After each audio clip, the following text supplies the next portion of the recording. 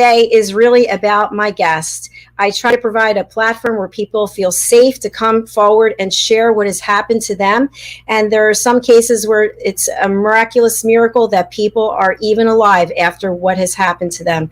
Our guest is Maxine English. She is an award-winning public speaker, broadcaster, presenter, life and relationship coach, and domestic violence advocate. Let's bring her on and welcome her.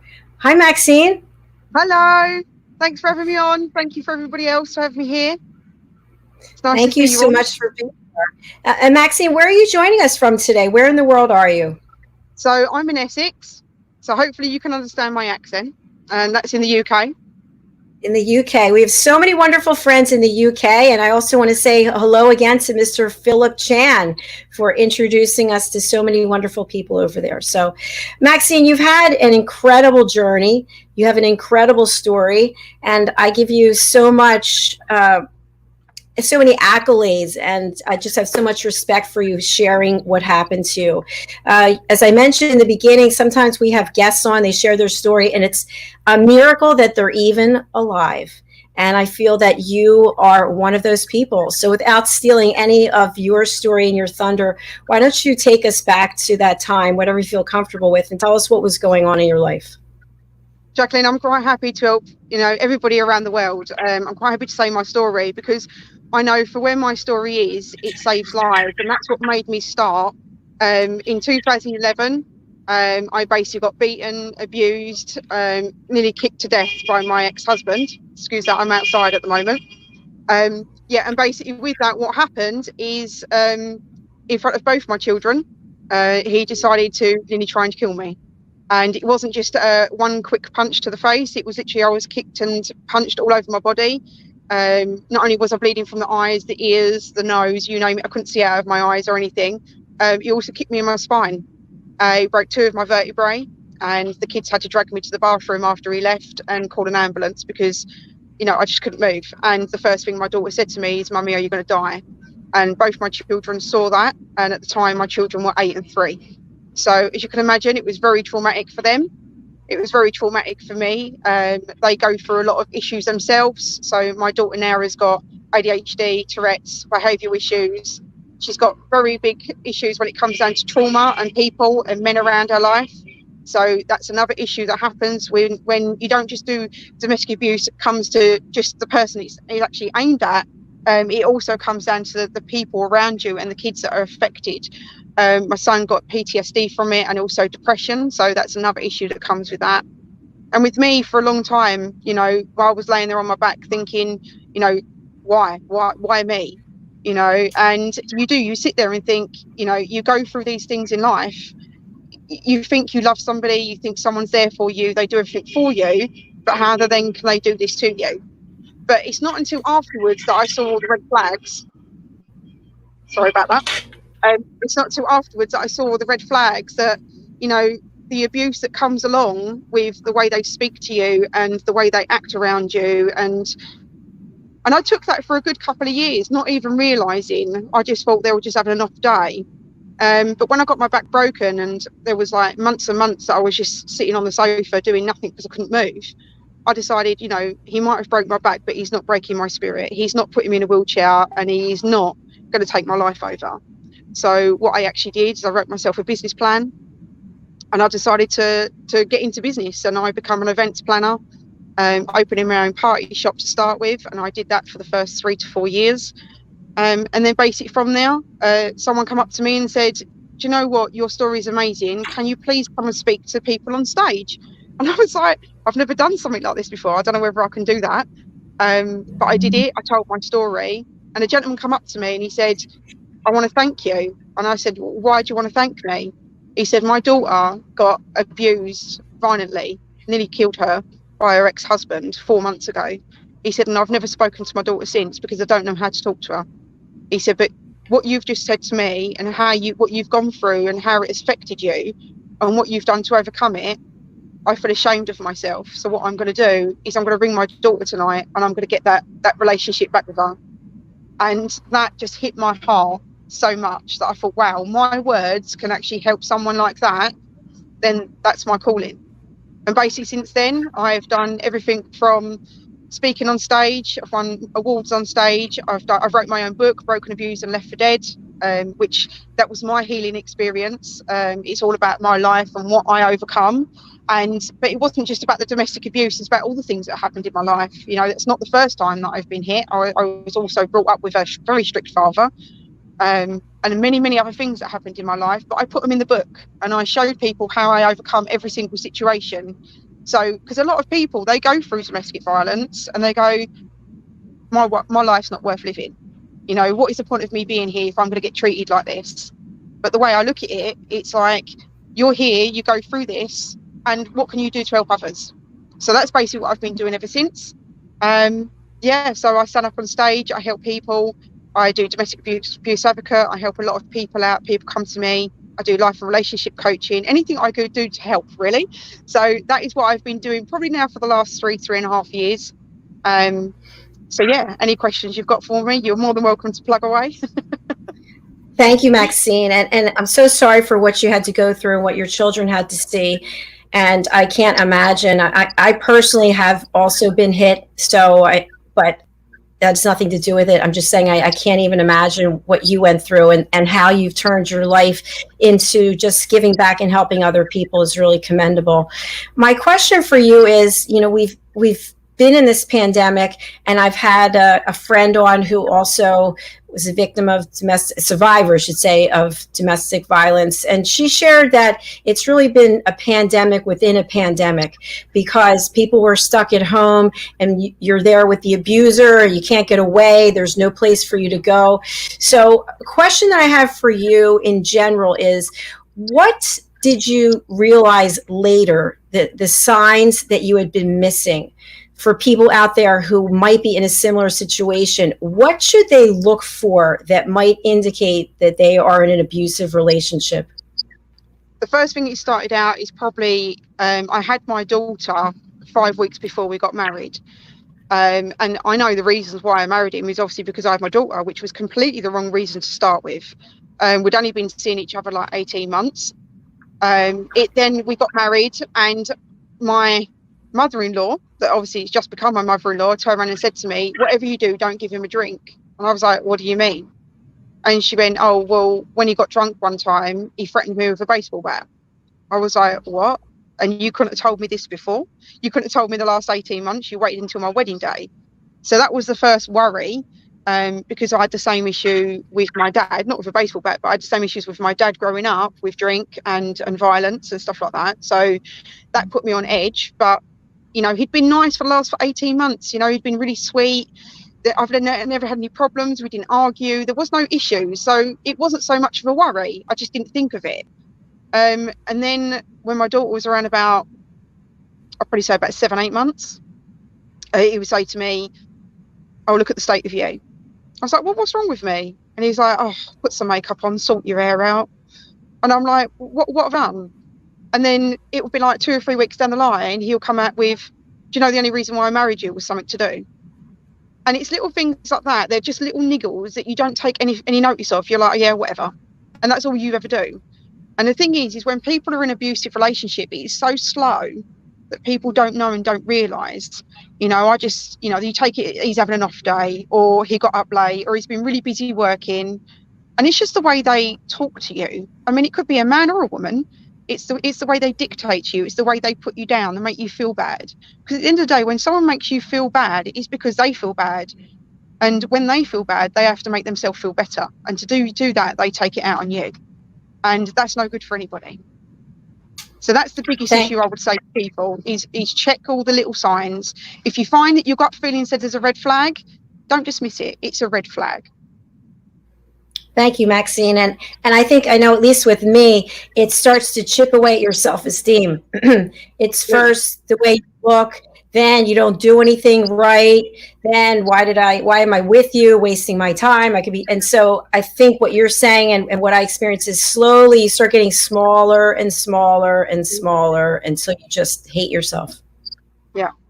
And then even when it come down to the first time, you know, when my daughter was 18 months old, I come in from work, and at the time I was a chef. So I came in from work and I was dressed all in my whites and I was covered in, you know, food and muck and everything else.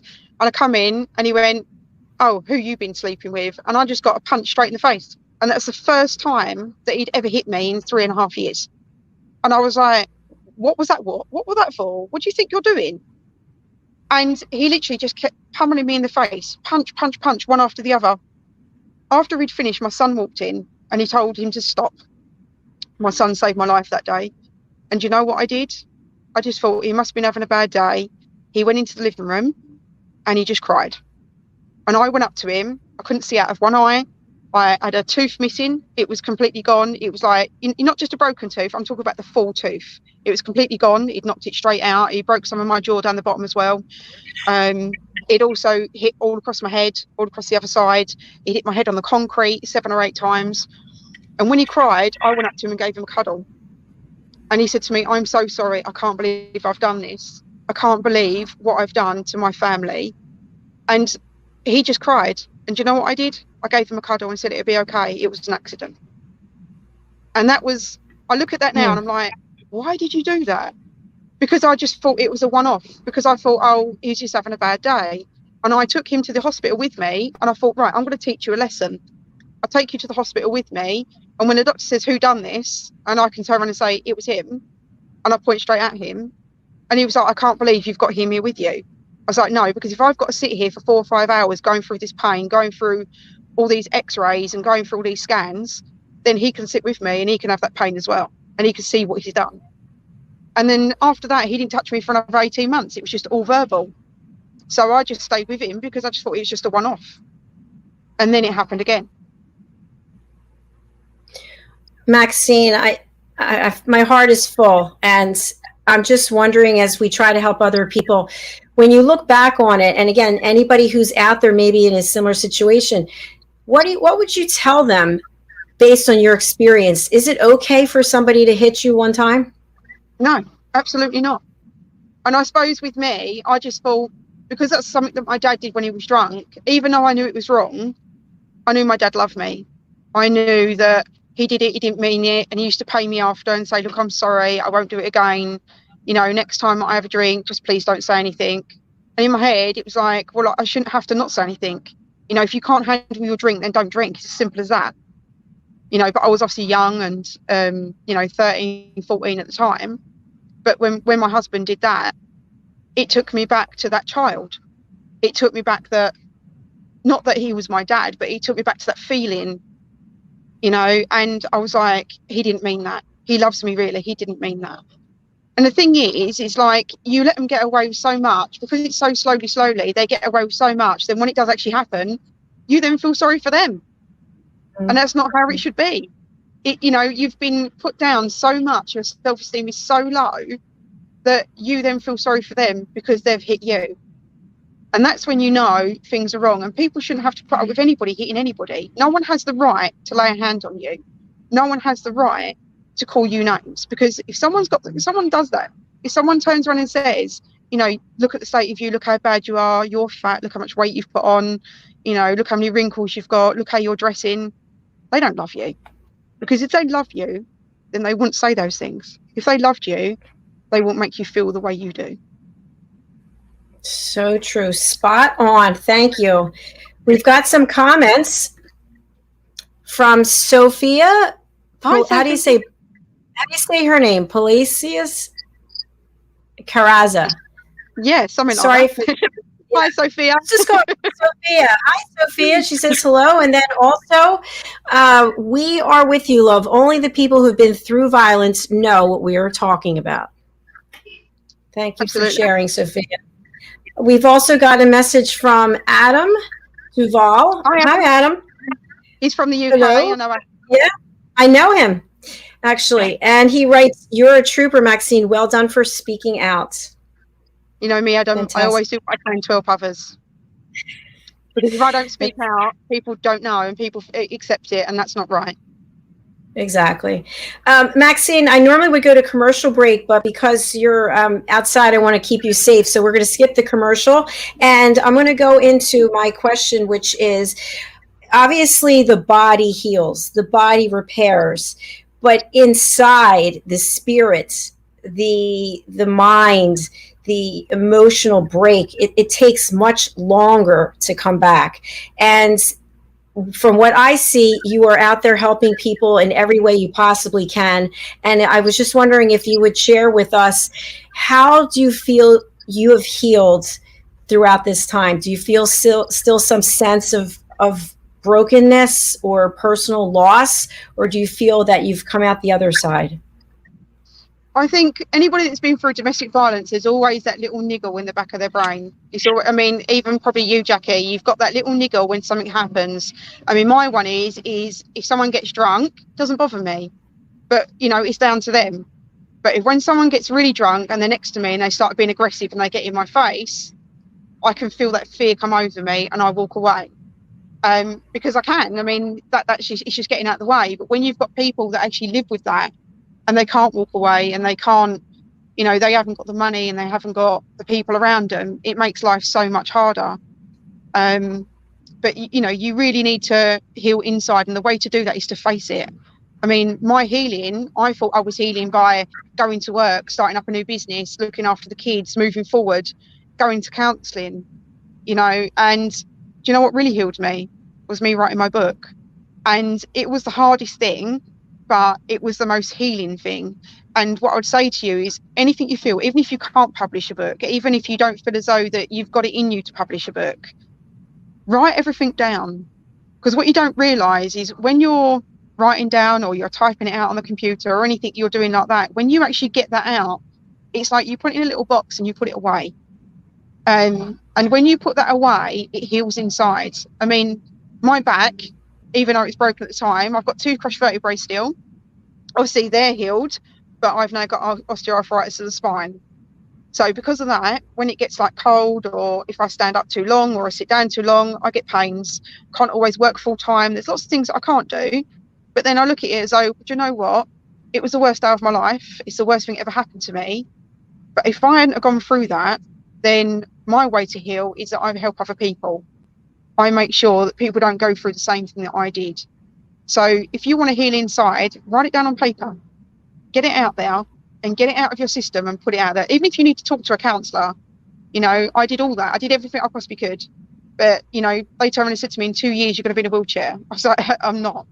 And that is the strength that you have to carry with you. You have to be defiant. You know, you cannot be the person that's been put down there and you stay there. If you get put down 7 times, make sure you get up 8. Because no matter what happens, it's only you can do it. Great words of advice. Thank you. Maxine, I'm going to ask a little bit of it might be a touchy question, but I think for everybody out there watching. So you mentioned that you witnessed your father and his pattern of behavior, and now your ex-husband, his behavior, and your children witnessed it. So what are you doing to help your children so that they don't have to go through life feeling afraid or broken or in pain? That's a good one. That is a good one, because it's like with my son, he has got no confidence at all. So what I've done is he's on a Prince's Trust 12-week course. And with that, it helps him build up his confidence, his interviewing skills, his CV skills, and it gets him out there meeting people that he wouldn't normally meet. I made sure he went to college. You know, he did 3 years at college to make sure that he went out, because otherwise he'd just be stuck in his bedroom. So that was the only way to help him. He wouldn't talk to anybody. He's very stubborn. He just, like, he won't speak to nobody about anything. He's lost a lot of his memory from his childhood because it's such a traumatic experience that he's completely wiped his brain. So that can be quite upsetting, but you just got to keep looking at the positives, keep looking at what you do have. So that's the main thing. With my daughter's got quite a few behavioural issues. Even now, if she got a new person coming in, she will not face them. She'll walk away, she'll cry, she'll sob. And she finds it really hard, especially with men, and she doesn't like drinking around her. And I have to say to her, look, you're safe. I will keep you safe, don't worry. And it's a hard thing to see, because, you know, at the end of the day, there's only so much you can do for your children, but then they need to help themselves too. And that can be hard. You know, it's it's getting them into counselling, it's getting them to see the psychiatrist, it's getting them to get anti-anxiety tablets and things like that. So, you know, whatever you can, you know, do games with them, go and do activities, spend a bit of time with them, give them cuddles, tell them you love them. Most mums and dads and that will say that anyway, but you will find that when certain people come into their life, you see the fear in their eyes, and that's hard, because you know that takes them back to that trauma every single time. And all I would say to people is, if you've got kids and you turn around and say, but I'm staying together for the children, please don't stay together for the children, because all you're doing is showing your children that you're a victim. You're showing your children that you put up with all the stuff that you do. You're showing your children that you can even be weak. And my daughter actually said that to me. She said, Mum, you're just weak. And I said, why? She went, because you should have left the first time. And we don't realise what we're doing to our children by staying. So if you think that making sure it's the family unit, as they call it, that's not how it works. You know, show them how strong you are, what they can be anything they want to be. So I would say to you, you know, just do what you've got to do to move forward, and the children will follow with what you do. If you're going to be strong, they will be strong. If you're going to show no fear and get yourself out there and say the life is great, then they will do that. But you need to lead by example. Brilliant. Thank you. As a domestic violence advocate, question that I have, again, thinking about people who might be in the situation right now and they don't have the money, they don't know where they're going to go, they don't know who to talk to, they're afraid that anyone they talk to might tell him or her. Any small first steps that people can take that you would recommend? Yeah, so your first thing you need to do is, if you can get online, then go on the internet and see if you can find any helplines that you can go on. Make sure you clear your browser history, because they will go through that.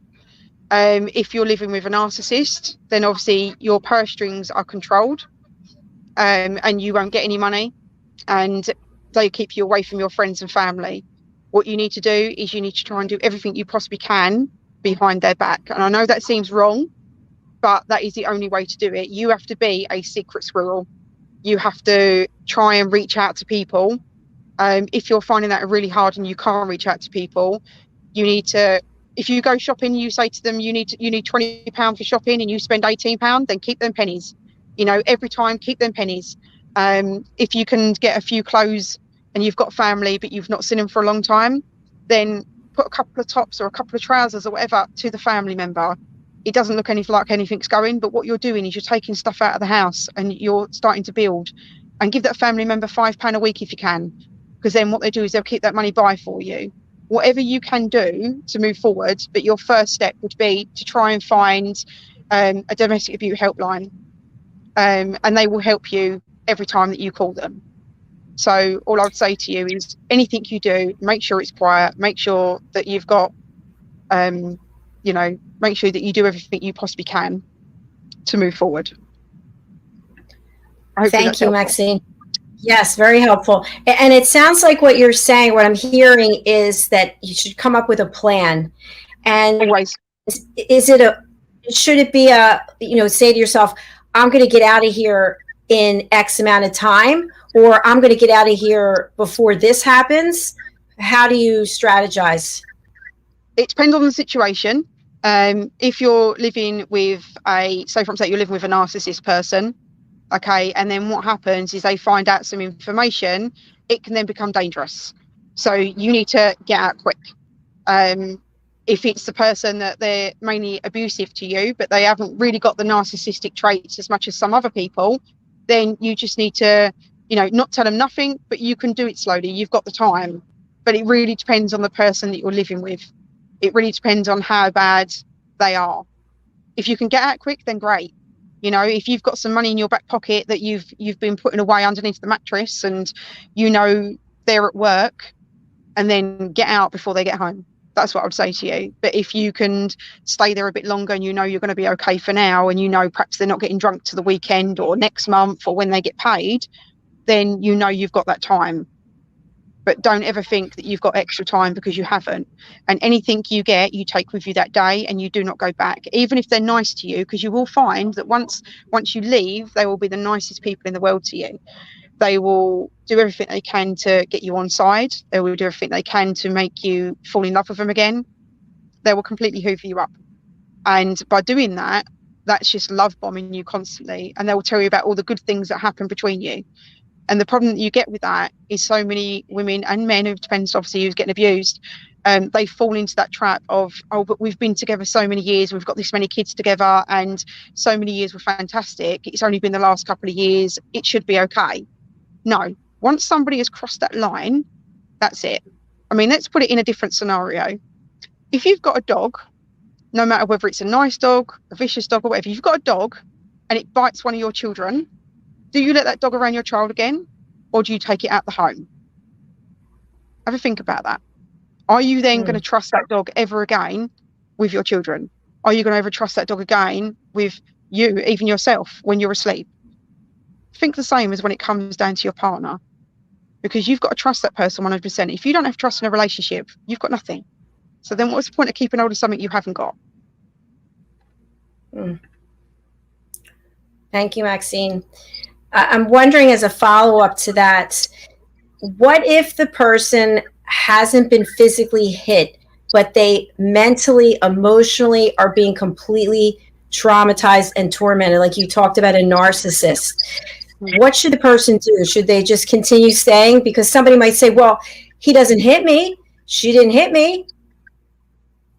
If your partner, or it could be a parent, it could be any loved one, it could be anybody that you know, if someone is gaslighting you and somebody is, you know, being disrespectful to you in any way, you don't have to put up with that, no matter who they are. You know, that somebody doesn't have to hit you to be abusive. Someone can just be there saying to you that, look how bad you look how fat you are, look how ugly you are.